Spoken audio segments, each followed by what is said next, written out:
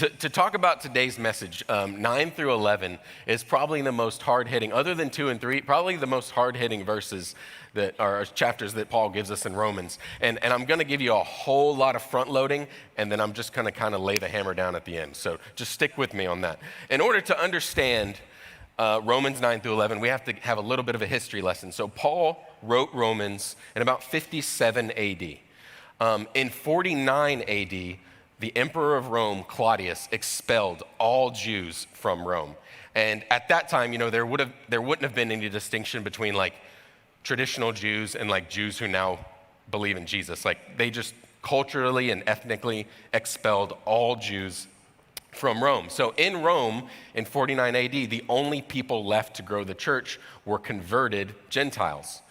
Well, those converted Gentiles began building the church the way that they thought that they should, and obviously their cultural influence was a whole lot different than the background of the Jews. So for 5 years, the Gentiles began building the church in Rome, and then after Claudius's death in 54 AD, some of those Jews started coming back to Rome. And so when that happened, there's this massive cultural clash that happens when the Jews come back. It's like these Jews who have lived their entire life, living out this sacrifice process and waiting for the Messiah. All of a sudden the Messiah comes, they convert, they're living out this salvation mindset. And then all of a sudden here comes this other group of people who have a completely different background and understanding of what it means to be a Christian, are finding themselves attempting to build a new church together with completely different philosophies on the way that things need to go. So the best illustration I can think of to talk about this is grocery shopping with my parents. So as a child, I loved going grocery shopping with my mom, mainly because I didn't love it at first. I was forced to go at first because I was a child. But as I grew, I enjoyed going to the grocery store with my mom because one, it gave us time just to chit chat with each other, and that's when we socialized, we just talked. And also I began to really appreciate the art of, cooking and looking at ingredients and stuff like that. So when my mom went to the store, my mom had a list, and that list was written in order of which aisle you would come to. My mom would plan out meals for 2 weeks in advance. And honestly, as an adult now, I don't understand how my mom did this, but my mom worked a 9-to-5 job in Atlanta, like an hour drive away, and would come home and cook a meal for me and my dad and herself that included a protein, 2 sides, a salad, and bread every single night. And I'm like, Bree and I had air fryer, popcorn, shrimp, and sweet potato fries last week. And that was dinner. So I'm like, I don't know how my mom did that, but it's pretty incredible. She was able to do that for 3 people, 5 nights of the week, even Saturdays sometimes. So my mom was extremely regimented when she went to the store. We didn't go down aisles we didn't need to go down. We didn't buy superfluous stuff. We went in with a mission. My mom got what she needed. We went to the checkout. We left. My mom could make it through Kroger and Walmart in an hour flat. I mean, she is incredible. Now, swing to the other side of that. One time my mom was out of town and my dad and I had to go grocery shopping. You would have thought that it was like COVID grocery shopping again, like pre-COVID grocery shopping. We went down every single aisle. If my dad saw it and thought he might like it, we grabbed it. We bought a 15-pound bag of rice. We bought a 10-pound bag of grits. We bought 3 rolls of breakfast sausage, 10 packs of bacon. He's like, I'll just throw it all in the freezer anyway. It's not a big deal. So my dad goes through the grocery store like it's the last time he's ever going to the grocery store. And buying also, we get to the sodas. My dad doesn't drink soda. And he goes, oh, Orange Crush. I love this as a kid. Buys 2 liters of Orange Crush because he kind of liked it as a kid. And so all that to say, we do all that shopping and get home and still eat white bread with country crock butter, grits, and then some warmed up hot dogs. After all that shopping, you're still going to cook like this. Okay, whatever, Dad. But there are 2 totally different philosophies on how grocery shopping needs to be done. My parents could not grocery shop together. I mean, it would be a disaster. So you have to see it the same way, that these Jews have a very regimented understanding of their faith. They've lived out for generations and generations and generations what it looks like to lead up to the Messiah returning. These Gentiles have been living this life of polytheism, worshiping their own emperor, worshiping gods of different types, and all of a sudden they find Jesus and are trying to figure out, what is this supposed to look like from us? And honestly, the Jews, Paul addresses them first. The Jews have this entitlement mindset. They're like, no. This is kind of our thing. This is what we've been, living up to. And then all of a sudden you Gentiles want to come in and try to like change the rules or have some sort of input. Like, no. Like, we're descendants of Abraham. Like, this is our thing, and you guys are kind of like stepping on my funk, you know what I'm saying? So Paul hits them in 9:7-9. He says, being descendants of Abraham doesn't make them truly Abraham's children. For the scriptures say, Isaac is the son through whom your descendants will be counted. Though Abraham had children too, this means that Abraham's physical descendants are not necessarily children of God. Only the children of the promise are considered to be Abraham's children. For God had promised, I will return this time next year, and Sarah will have a son. So Paul very clearly lays out right here, it doesn't matter your physical blood seed descendant of Abraham.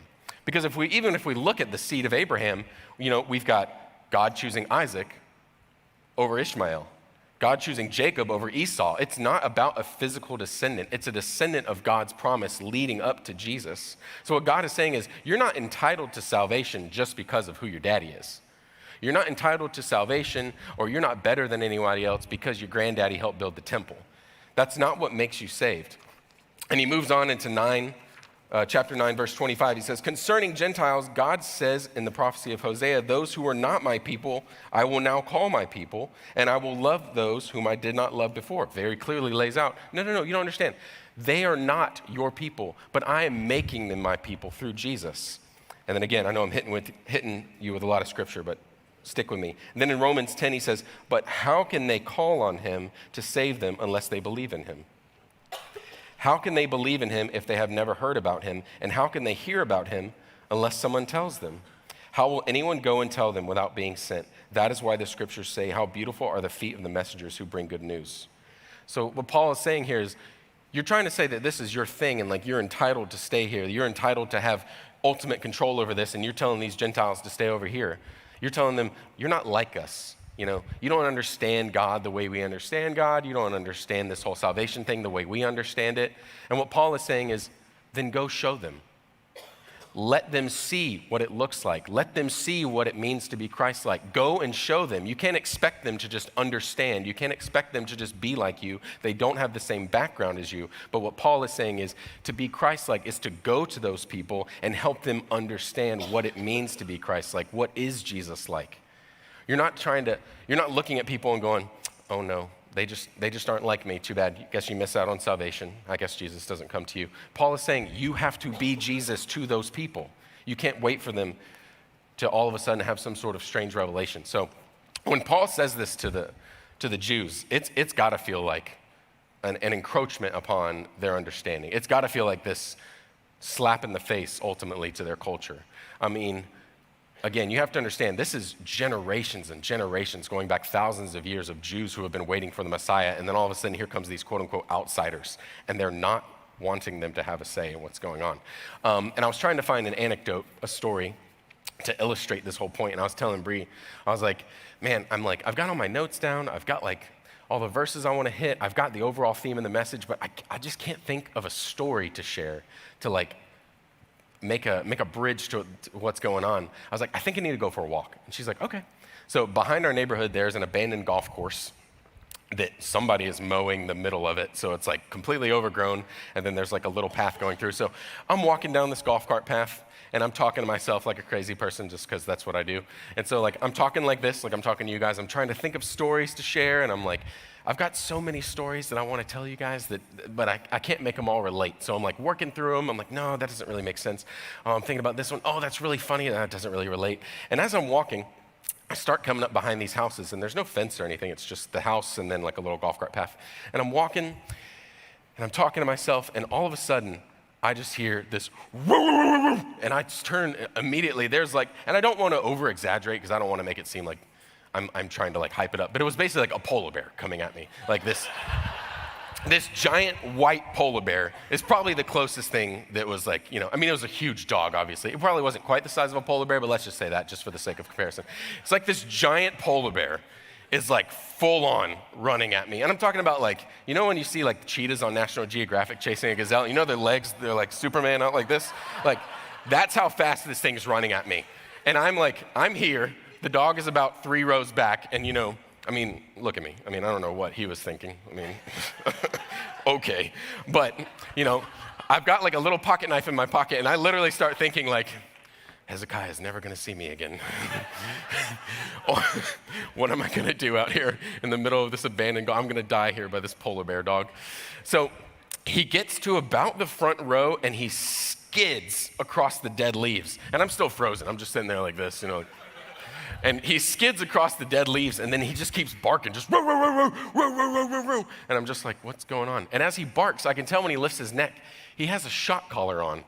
And there's an invisible fence. I start looking around, and I can see the little posts sitting in the yard. And so then I'm like, hi, buddy. What's up, Bobby? How you doing, Bobby? I'm like looking to see if the owners can see me. I'm like, he's a Bobby baby. So then I like skip away. I'm like, bye, buddy.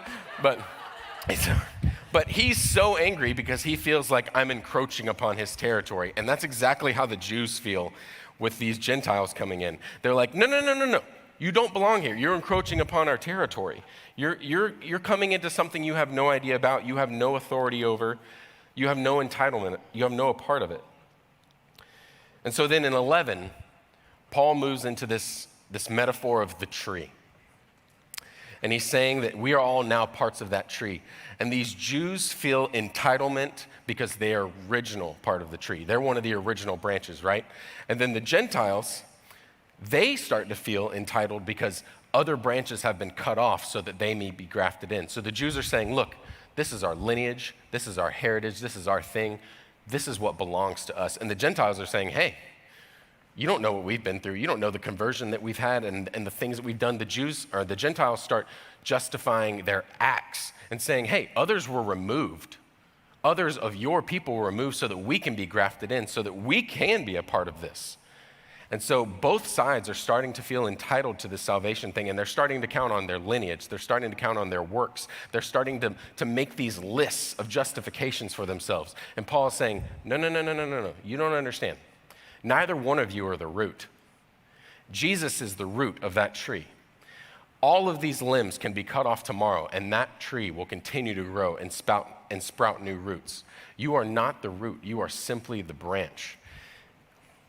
And Paul comes at them kind of hard in these verses. He's kind of reprimanding them throughout these chapters and saying, all of you are dead wrong, and let me tell you why. And he beats the Jews over the head pretty hard with the killing of their culture, essentially. But then he brings it back to this. He says, do you not understand that both of you can rejoice in the fact that you have found redemption from equal measures of sin? He goes to the Jews and he says, you want to sit here and tout all of your lineage? Well, let's talk about this. Do you remember when you left Egypt and then immediately complained that you would be better off back in slavery than in the wilderness? Do you not remember Moses going up on the mountain and you couldn't even wait long enough to start worshiping another false god? Do you not remember getting to the promised land and then being exiled? Do you not remember asking for a king and God telling you don't need one, but he gave you one simply because you wouldn't stop asking about it? Your hands are not clean in this. It doesn't matter that your granddaddy built the temple. It doesn't matter where you come from. And then to the Gentiles, it doesn't matter that others were removed for the sake of you bringing in. That's not what saves you. Both of you should rejoice in the fact that you have found redemption from equal measures of sin. And so as I was doing this message, I kept thinking about the parable of the vineyard. And the parable of the vineyard, there's a man who owns a vineyard, and he goes out in the morning, and he finds some people to work, and he says, hey, I'll pay you a denarius for the day. And they said, okay. They come and work. He goes out a few hours later, and he tells some more people, I'll pay you a denarius for the day. They come and work. He goes out about midday, says, hey, I'll pay you a denarius to work the vineyard today. They say, okay. And then he does this throughout the day, and he comes to about the last hour of the day, and he comes to some people, and he says, what are you doing in the marketplace? And they said, nobody's hired us to work. And he says, well, come work, and I'll pay you a denarius. So they get back to the vineyard, and these guys who have been working all day see these other dudes working for 1 hour, and then they all get down to the end, and they're paying them their money. And the guys are going, wait a minute. I've been working all day, and you're going to give me a denarius, and then this dude over here worked for 1 hour, and you're going to give him a denarius? That's not fair. What's the deal? I should be getting more than him. And the owner of the vineyard says, Is it not my vineyard to do with as I please? Is it not my money to do with as I please? It doesn't matter how long you've been working in the vineyard or how short you've been working in the vineyard. All of us receive the same redemption.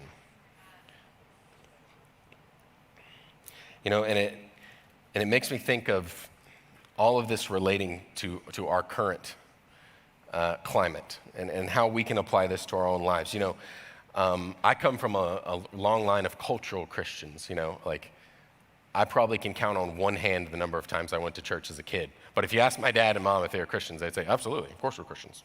You know, I grew up in Georgia, in the deep South, like everyone's a Christian, you know? Like the guy passed out on the street with a needle in his arm is a Christian, you know? The pastor of the church is a Christian. Like everyone you talk to is a Christian because that's just part of the culture. And I was listening to the radio a couple weeks ago, actually, and they did a survey. In 1955, of the people surveyed, I think 93% of people in the United States identified as Christian. And now they did the survey just like 4 years ago, and it was down to like 73%. That's weird. Why do you think 20% have all of a sudden disappeared over the past 70 years? And I think it's because this whole cultural Christianity is not sustainable. This whole calling yourself a Christian and then going home and refusing to live like Christ is not sustainable. This calling yourself a Christian and ignoring every sort of Christ-like attitude is not sustainable.